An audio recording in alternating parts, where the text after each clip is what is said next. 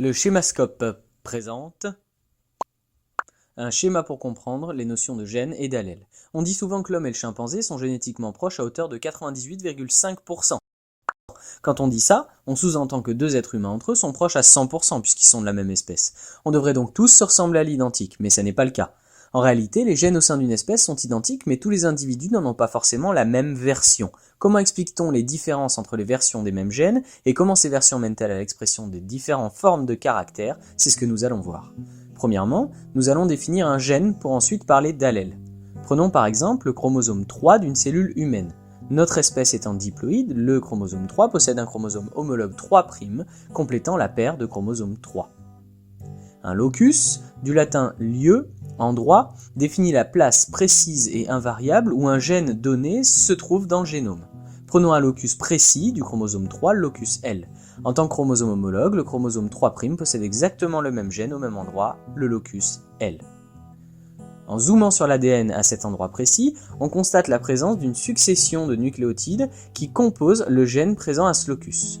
On nomme cette succession précise de nucléotides l'allèle A. Si on fait de même avec l'autre chromosome, on constate que le même gène est présent au même locus avec les mêmes nucléotides. Vous allez me dire, normal, puisqu'il code pour le même caractère au même endroit. Eh bien, si on regarde de plus près, on peut voir qu'un nucléotide est différent dans le deuxième chromosome de la paire. La succession de nucléotides du locus L du chromosome 3 est donc différente de celle du chromosome 3'.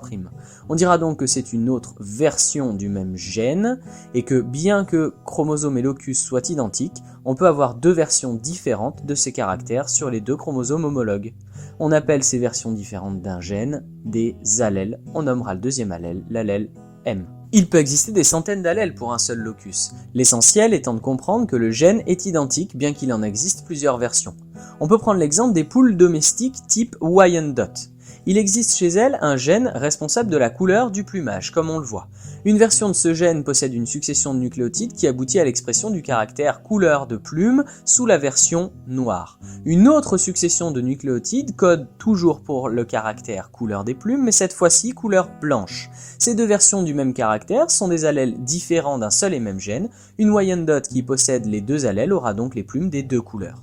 Une fois la notion d'allèle comprise, on peut décrire deux possibilités. Premièrement, on dit qu'on est homozygote pour un gène quand on possède la même version du gène sur ses deux chromosomes homologues. Ici, 2 fois l'allèle A. On a donc deux allèles identiques pour le même locus. Dans le deuxième cas de figure, on dira qu'on est hétérozygote pour le gène quand on possède deux allèles différents. Ici allèle A et allèle M sur les deux chromosomes homologues. Pour conclure, on peut dire que chaque gène code pour un caractère précis et qu'il existe un grand nombre de versions de chaque caractère. Avec les 20 000 gènes du génome humain et l'ensemble des allèles de chacun de ces gènes, on comprend donc mieux pourquoi deux personnes ne peuvent pas partager réellement 100% de leur matériel génétique, exception faite des vrais jumeaux. Et voilà, c'était un schéma pour comprendre les notions de gènes et d'allèles présentés par le schémascope.